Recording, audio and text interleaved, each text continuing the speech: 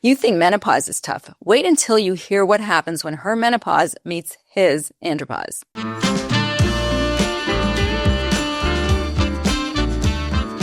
Welcome to Taboo to Truth, and today I'm here with Dr. Maria Sophocles. She is one of the most trusted voices in menopause care and female sexual health.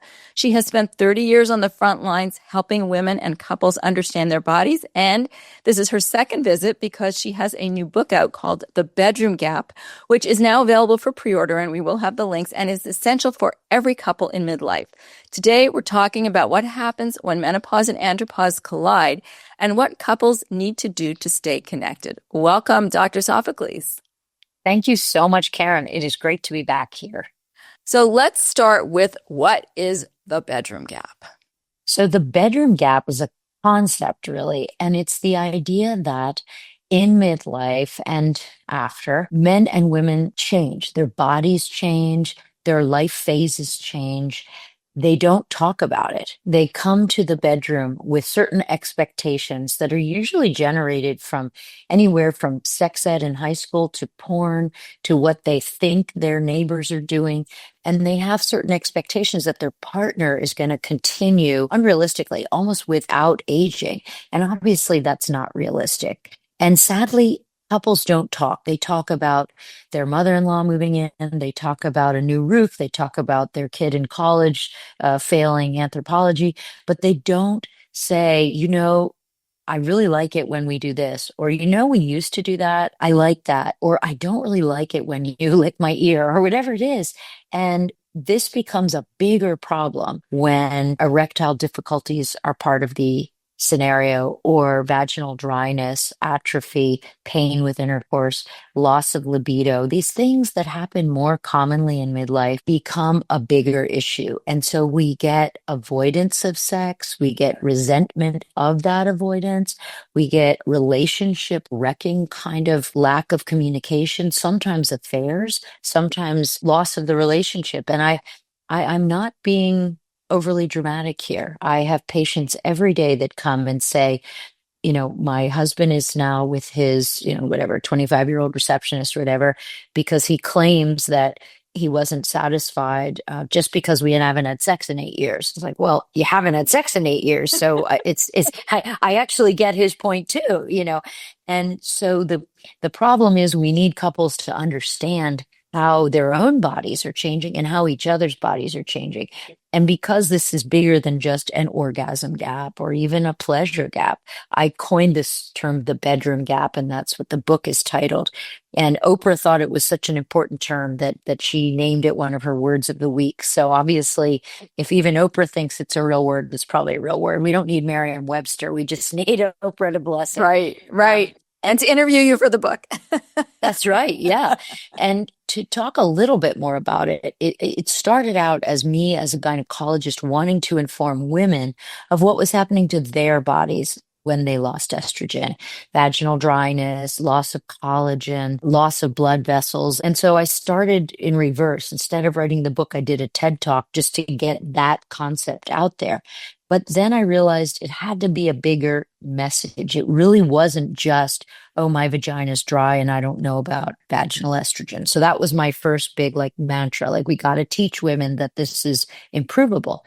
And then as I looked deeper, I realized it's more than just sex hurts. Women they feel so broken and so ashamed because society has set women up for feeling like they have to stay youthful, thin, sexually vibrant. They have to somehow be sexually interested whenever their partner wants to have sex, but still not slutty or whatever. They're walking these mixed messages. I know you understand what I'm saying, right? And they come out thinking, I just don't know what to do. I don't have any desire. So the easiest thing is turn on the Late Show or get my book and just turn away and avoid sex. But unfortunately, this leaves men in a terrible position of saying, I don't know what's wrong, but I'm frustrated that things are different. So I think we have not men to blame. That would be easy. Just blame the men because they have needs and want sex. That's really oversimplifying it. The men are also products of a society that says, sex equals penis and vagina. That's what they're taught. That's what they're taught on porn. That's what even they're taught in high school sex ed class. That's why we practice putting condoms on bananas. They're not taught about intimacy and they're not taught about pleasure for both parties as being important. So in the book, I do talk about the need to revamp sex ed, even for young people, so that when they're in midlife, they understand basic things like pleasure. Women are entitled to pleasure too, in that sex does not just equal male orgasm. These things that are so basic to you and I, but every day I have midlife couples come in and they've had missionary sex one time a week for 30 years. That's all they've ever done. That's as evolved as they ever got. And now that sex hurts for her and she says, no, thank you, they go to zero. And I think education will go a long way for our youth, but also, as you know, women our age need education. They need education about pleasure, about how to learn about their own bodies, about what gives them pleasure, about using a toy. I mean, remember, a lot of women are ashamed to touch themselves. They've been taught that masturbation is bad or dirty or shameful. So there's so much, I think, re-education. And I hope this book just gives people a little window into that and a little nudge. I think your listeners will love it. I think it'll go a long way. That's great. It's such important. You know, there's a lot of conversation, educating, and I'm hearing a lot more younger women and even their partners, male partners, saying, knowing what menopause is, saying the word and understanding. But I want to go back to something you said as it relates to this, in that why is it, have been in this situation, that you can be in a relationship with someone for 20, 30 years, but when it comes to having a conversation about your sex life, we just accept that women no longer want sex and men are like, she's never going to want it. I'm not even going to bother approaching her anymore. I know it's a tired, old, hackneyed concept. And I think in a way, the menopause moment where women are advocating for their health to me is an opportunity for women to also advocate for their sexual health, because sexual health is human health. It's actually linked to longevity, to lower blood pressure, to less depression, to less anxiety. So before you take your 15th supplement to try to live longer, ask yourself, am I having regular sex with myself or a partner? Because we know that having regular sex, just like regular predictable sleep, is one of the best biohacks you can do. You don't need to subscribe to it. You don't need to go to the gym for it usually. So I think part of this is prioritizing sexual health as part of human health. The other thing is to redefine sex for yourself. At whatever age you're listening to this podcast, whether you're 35, 55, or 75, ask yourself if you experience pleasure, because I think pleasure and joy are also big components to leading a long, happy life. It sounds very corny and woo-woo, but there's actually a lot of scientific data to support that. And I think if sex for you is solo sex, that's fine. Do it. Do it and don't be ashamed of it. If sex for you is sex with a partner or multiple partners, whatever version of it makes you happy and you're safe and you don't do things that aren't consensual. I mean, wait, did I say that right? You do things that are consensual. You're going to be having a healthy sex life. So there's not only one recipe for a healthy sex life, like my patient and her husband, penis and vagina, 10 o'clock every Friday night. And if that works for them, that's fine too. But what I find is many women come to me saying, I've sort of dealt with this for a lot of years, but I wouldn't mind actually experiencing pleasure. And so I'd also want women to do that, to really look in the mirror and say, how could I get there? And how could I learn some of those uncomfortable conversations? And so in the book, we talk about that, how to have that first uncomfortable conversation, or how to begin even to have regular conversations about sex. And can you give us a couple of tips on what would be a way to introduce that conversation to a relationship? Right. Well, obviously you want to find the right time, the right place, the right tone. Those things, believe it or not, are really important. And a lot of people will bring it up at the wrong time. The wrong time is right after sex, right? Nobody wants to be told, well, that was really mediocre. Or I really, really hope you enjoyed that. I sure didn't. I mean, you might as well just that minute, like, let's just add that to the pile. Let's just add that to the pile of what we shouldn't do. So the only exception to that, by the way, is sort of the afterglow of sex, when sex has been great and you're basking in the sweaty afterglow and you say, gosh, this was so great. We should do this more often. And if your partner says that, that's an open introduction for you to say, I couldn't agree more. And you know what I most loved about what we just did? I'm going to make this up, was that you gave me a back rub for this, but I am dealing with these 8 things right now. So sex isn't as easy for me as it used to be. There's nothing wrong with owning a little bit of the problem yourself. Just like if you're firing an employee, you never say it's you. You say, the company, the fit right now, and you try to make it so that you're not pointing a finger. And you want to do the same with talking sex with your partner. You never want to make someone get defensive and say, well, you never complained before or something. You want to always frame it in a good, start with a compliment. So again, I in general say don't do it after sex, but if someone's really happy and complimentary, you can say it and then say, I think I love this so much because it was like this. And sometimes it isn't. So I want to be more mindful of always making sure, blah, blah, blah. I think there's just practice. And you know what I do with my patients? We role play because I also do sex therapy. We sit knee to knee, I call it. We look at each other and we role play so that they can be sort of awkward in front of me first. And if you don't have a sex therapist or someone to do this with, do it in the mirror, but do it so you can hear the words out loud saying, I really love when we had sex in Aruba that time, and I'd love to kind of work on something like that. Or, what I've kind of always fancied is actually dressing up really fancy for dinner and then having sex or whatever. Women are also taught that fantasy is like some luxury thing or some kooky thing. And that's not true. Fantasy sustains us. Fantasy ignites our imagination. And fantasy is not just for people who are watching porn and seeing cheerleaders, come and have sex with their coach, or someone jumping on a white horse and riding off into the sunset. I mean, fantasy can be anything you want, and it can be something you listen to. And we know that when women read, those beach novels that you see people reading on the beach, or even listen to, we call it audio porn, but listen to apps that have erotic content. They store those images and those ideas, even if they seem kind of silly at first. And it helps them. They're very helpful. So find the book, whether it's Pride and Prejudice or something raunchier that does something for you. Find your version and put erotic content into your brain. And that often inspires women to kind of think about what they like or what they would like. And then you just have to have the wherewithal to find the right way to share that with a partner. Yeah, it's interesting. I was just listening to Esther Perel being interviewed. And for those in the audience that don't know, Esther Perel is like the foremost relationship psychotherapist, I think, in the world today. And she was saying, and I've read this also in Wednesday Martin's book Untrue, that women, it's not necessarily that we don't want sex, it's that we get bored much quicker than men.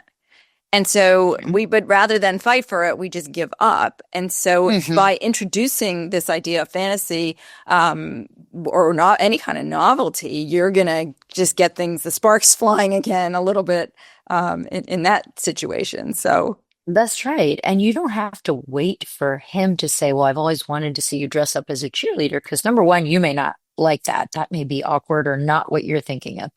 And number two, women think men will think it's weird if they say, well, my fantasy is whatever, I dress up as a cowgirl and you dress up as a cowboy. But most men, when you ask them, find that a big turn on. They find it a turn on that you're thinking at all about sex because they watch you think about kids and pets and your mother-in-law and running the house and they see all that and they figure you probably don't have the headspace, which often you don't. So for you to come forward and say, God, I would love it if we could go to the beach for the weekend and get really sandy and then, fool around in the room. I mean, something as simple as that, I think partners feel excited that you're thinking about them. Remember, they're aging too. They're not sure if you actually still are attracted because they may be gray or balding or have ear hairs or whatever it is. And so they need to feel that they need to know that you're still thinking. And it goes both ways. So, but I think women tend to be a little more, society hasn't given us permission to think of pleasure is for us, even masturbation is for us, or fantasy is for us. And so I'd like women out there to realize it is for you. It totally is for you. And you can make it on your terms. So let's talk about the opposite. Do you have patients who complain the opposite? I want sex and my husband doesn't want it. I do. I do. And that's challenging unless I'm working with them as a couple. So it's challenging because the couple who may be resisting is not really in my office. And so I usually take a pretty in-depth history of their marriage, of their relationship. What was her sexual history? She may be more sexually experienced than he is, or he just may be a shy, introverted personality, or he may be having erectile dysfunction and he's too ashamed to really make it to talk about it. It's not impossible that men have that. And remember that erectile dysfunction it can be a proxy for overall health. So if your partner has a penis and there's erectile dysfunction, it's important to bring it up, not just for sexual satisfaction. It's important to bring it up to say, I'd really love you to talk to your primary care and make sure we don't think you have diabetes or heart disease. Those are diseases you don't want to find out later. You want to find out as soon as you can. And so there's nothing wrong with almost using that as a way to say, hey, I noticed blah, blah. And I think, I care so much about your health. Don't worry about the sex. We can find other fun ways to deal with that. Or let's go to urologist and see if maybe we can solve this together. I'd love to be part of it. I don't want you to feel you have to go alone and pretend it's not there. I think the more we can get ahead of it and preemptively talk about it, the better. How familiar are you with the male side of things if I ask you andropause, you can talk to that? I mean, high enough level. We'll see. Try. If you don't like it, I would cut it because I don't treat it. I don't Right. treat it. I know what it is, but Right. men don't come to me as patients. So can you? I don't draw blood. Right. But can I compare and contrast? Yeah. Okay. Yeah. I mean, high level. Obviously, you don't have to give that the medical scientific. Yeah. Okay. We talk a lot about menopause, thankfully, these days, and it's super important. And I think even some men really are starting to understand what it is, or at least the idea of the transition that women are going through. Men go through their own transition, sometimes referred to as andropause, sometimes just aging. How can you kind of compare and contrast if there's even a way to do that? There is, yeah. I mean, I think, when we speak about menopause, the doctors or scientists call that estrogen deficiency, right? That's actually what happens. The ovaries are not making estrogen or testosterone or progesterone in any robust way. And men have a similar thing when we talk about andropause, where we link it in men to testosterone. But remember that men make testosterone and estrogen, and women make testosterone and estrogen. So I want to just remind everybody that it's actually not as cut and dry as men are from Mars, women are from Venus, or whatever they used to say, that women are estrogen deficient, men are testosterone deficient. But that is what in general, we simplify it down to that menopause is an estrogen deficiency and andropause is a testosterone deficiency. And we can measure testosterone levels and see this. But I would say, and so when they talk about andropause, these are really the clinical symptoms that we see in men, mostly of a sexual nature, which like decreased desire, fewer erections, and that's what we really link to andropause. And it's a result in men of a gradual drop in testosterone. There's a steady decline of about 1% per year, which is different than the women's drop in estrogen, which is more, I'll say, cliff-like. And results often in first menstrual irregularities horribly and then stopping menses altogether. But hot flashes, night sweats, mood changes, cognitive changes, that cliff drop can lead to quite a roller coaster of symptoms. I'm not saying that men aren't bothered by their symptoms. I'm just saying chemically, hormonally, it's a more gradual drop in testosterone. But that doesn't mean it's not real and bothersome. And we live in a society where, as much as you and I can grumble about the fact that women have to stay gorgeous and fit and our boobs have to stay perky and tall and all this, we can't have wrinkles and all this other stuff, men too suffer from, the alpha male. If you're not the alpha male and you're not hypersexual, you're somehow lesser or wimpy or something. And that I'm not a male, but that can't be easy. That can't be easy. So can you talk about the menopause symptoms that we don't talk about and the ones that I think I heard a story, actually my dentist was telling me that he had a friend whose wife abruptly locked him out of the house Now, I suspect there's more going on, but he claims that Yeah. she just abruptly locked him out of the house. And for about a year, she wouldn't, they weren't, whatever, they were splitting up. And then apparently, according to this story, this whether myth or story, who knows, there was a shift in her perspective, her mood, her chemicals. And it turned out that it was this dramatic shift in personality from as a consequence of menopause, and they ended up getting back together. And who the hell knows what? Hopefully, they lived happily ever sounds like after. there could be relationship stuff under there too, but Yes. assuming it's only hormonal, there is a huge bandwidth of how menopause affects women, and perimenopause, the decade or so before the periods completely stop, is quite a roller coaster for some women too, because you still are making estrogen, progesterone, testosterone, but in a chaotic fashion. And that chaotic secretion has huge brain effects in terms of mood, anxiety, depression. So that may be what was going on in this case. And yet other women have absolutely nothing. You know, the periods just stop. So it's that's what's so confusing to women, is they say, my sister didn't have any of this. And I have to say, I know, I'm happy for your sister, but you are.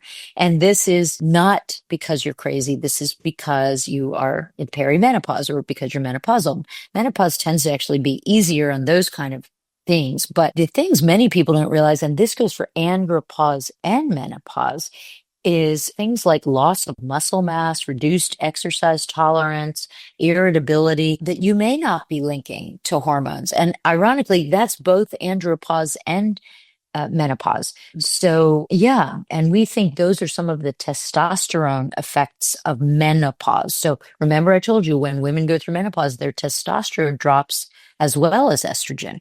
And while estrogen loss affects our heart, our bones in particular, the elasticity of our skin, all kinds of things, don't kid yourself. The loss of testosterone in women also has effects, and it contributes to that belly that 85% of women get unexplained weight gain around the belly that just makes us all crazy because it's not very pretty to look at. And Or so that's society why tells us. testosterone level.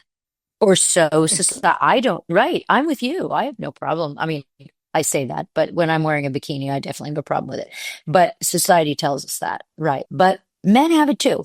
Men do have it too, and so they're struggling and suffering also. But the atypical menopause symptoms, I'll give you a couple crazy ones: ophthalmology, dryness of the eyes, dental problems, increase in cavities and weakness of teeth.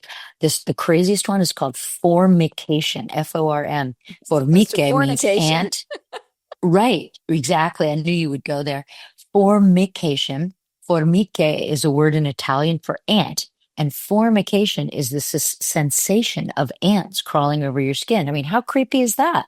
Not everyone gets that. It's not a common one. But what doctor is going to even know that? Like, unless you're really a menopause expert, it's hard to know that. So one of my big hopes is that menopause experts like myself can get the medical education system to listen and train the doctors and nurse practitioners better on all these crazy symptoms. Increase in arthritis, increase in frozen shoulder, increase in palpitations. Estrogen receptors are everywhere, Karen, everywhere. I was going to ask you about the palpitations, because I had a full heart workup in my early 40s, and now I look back and say it was most likely a menopausal react. Why do you get heart palpitations from estrogen loss? Why do you get heart palpitations? I think it's literally that the estrogen receptors, remember, they're in the coronary arteries, so we know they contribute to the plaques building up, which is just a huge and actually very important topic. But I'm not certain, but I'm guessing they also are involved in the pacing of the heart, the kind of rhythm of the heart. They also have huge brain effects in at least 6 different parts of the brain. So it could be also that they cause release of neurotransmitters, catecholamines, and all kinds of things that then go to the heart and speed up or speed down the rate. I know that we treat them the same way we treat palpitations just from anxiety, just with beta blockers. So, but I also know that giving systemic estrogen tends to also make that go away. So, there's an estrogen effect. Interesting. Mm-hmm. All right. So I have an evolved male in my audience, and he's listening to this, and he's getting a little bit of a better understanding of what's going on with his female partner, and he wants to help. What should he do? She doesn't know what's going on. She's just right now going ballistic because she feels like shit. I love him, first of all. Yeah. Yeah, yeah. And I have met these men. They come to hear me speak, and they always are in the back row because I think they know it's weird that they're there. And they find me after the lecture and they always say the same thing. Thank you. I know I need to know more to support her better. So my gosh, Karen, we need more men like that. I'm creating a course for those men, for men in menopause, particularly to help them have Oh, this conversation. So anything you give oh, me here will be helpful in putting that together. Yeah.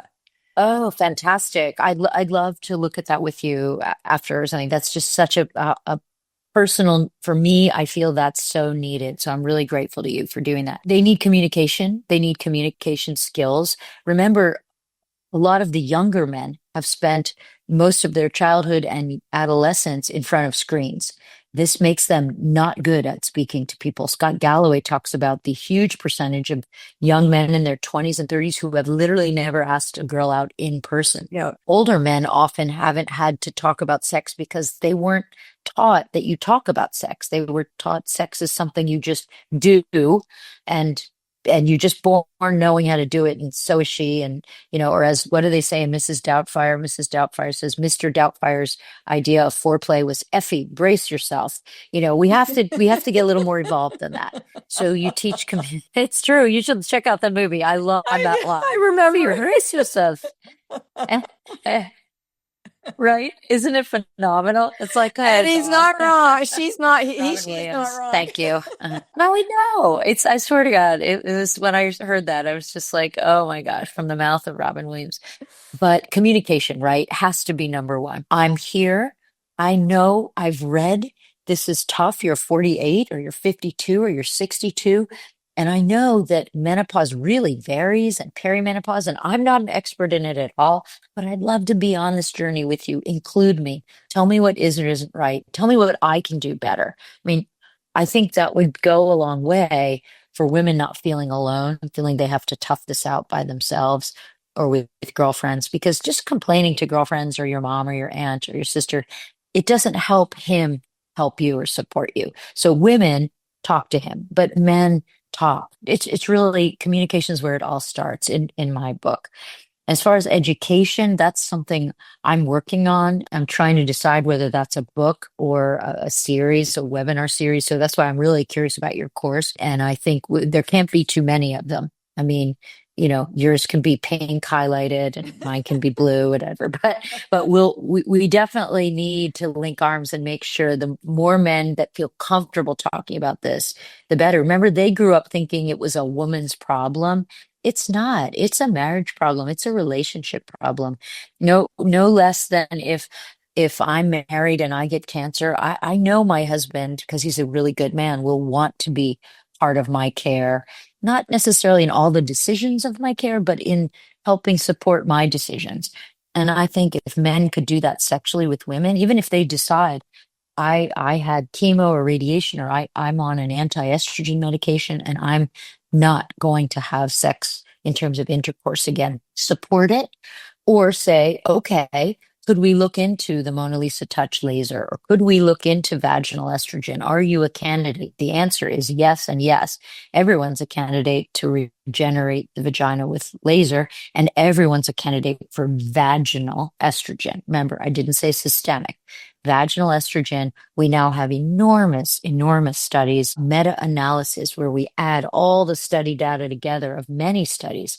And when we do that, Karen, there really is no patient, whether your breast cancer was estrogen receptor positive or not, who isn't safe to take vaginal estrogen. That's pretty stunning news. And there will be even doctors listening to this who will disagree or not agree because they were taught something different in the 90s. I was taught something different in the 90s too, by the way. So that's exciting. So if you have someone who's a breast cancer survivor, and there are 4 million of you out there, and you think that your vagina cannot be rehabilitated, please go find a medical specialist who's comfortable and can understand and explain that to you. So long-winded answer, I know. Yeah. But important, right? Yes, Those women need absolutely. support as much as anyone. Yeah, the more information, the better. And I want to say one thing. Do you think you might be in menopause? You want to go gently, as Dr. Maria here said. Oh gosh. Because I it's remember sort of like saying, do you think his jeans are too tight for you? right? Do you think that dress is too short? No, F you. I'm wearing it on purpose. Like, exactly. You're right. Right. Tread delicately, but but go there, Yes. go somewhere. Say, even if you just start by saying, I want to help. I feel like, you know, we don't value the health toll that midlife can take on women. Everybody freaks out when someone gets a cancer diagnosis or has a heart Yeah. attack, but that doesn't mean that just because you're something else, that's no big deal and you have to do it alone. And say, if you're a man, you can say, look, I'm not actually sure what's going on, but I really would love to listen. You know what? Women like to talk, they like to be Yeah. heard. And I think to have a man say, I'd love to listen or hear what you think might be going on. And if you're not sure, I'd love to help you find the answers. I think most women would be thrilled, blown away, and feel very loved and supported.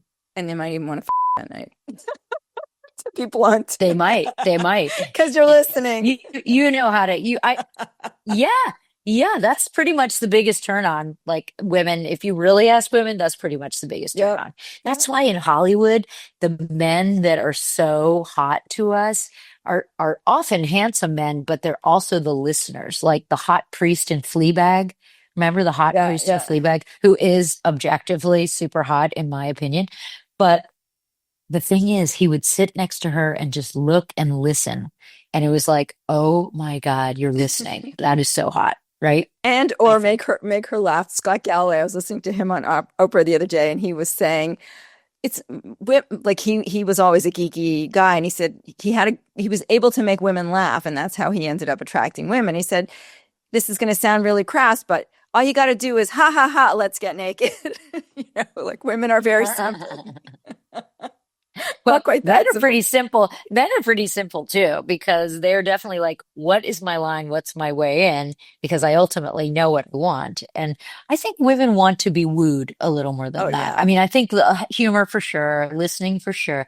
But, Esther Perel does say that sex and intimacy are contextual for women, right? They sort of have this framework and they want sex to fit into that. Whereas for men, sex is sort of the quick way to intimacy. It was like, cool, we had sex, we were intimate. And that's oversimplifying and not fair to a lot of men, who actually care a lot about all the nuances of a relationship. So I didn't mean it totally like that, but I do think that women often want context. They want to feel excited about the person they're having sex with, not just about the idea of sex. And again, that's often because sex for them has not been about their pleasure. Right. And, we know that from the orgasm gap, right? We have a huge heterosexual orgasm gap, which we don't see in the homosexual population so much. Yeah. Mostly because, and I think I know why, I think it's because homosexual couples are more clear communicators. They ask, what do you like? All my gay friends say, we ask each other, what do you like? I like this. What do you like? I don't think men and women do that enough or regularly. You certainly never hear that in porn. Never. No. That porn director would be fired if they were like, let's start with a conversation about what the woman likes.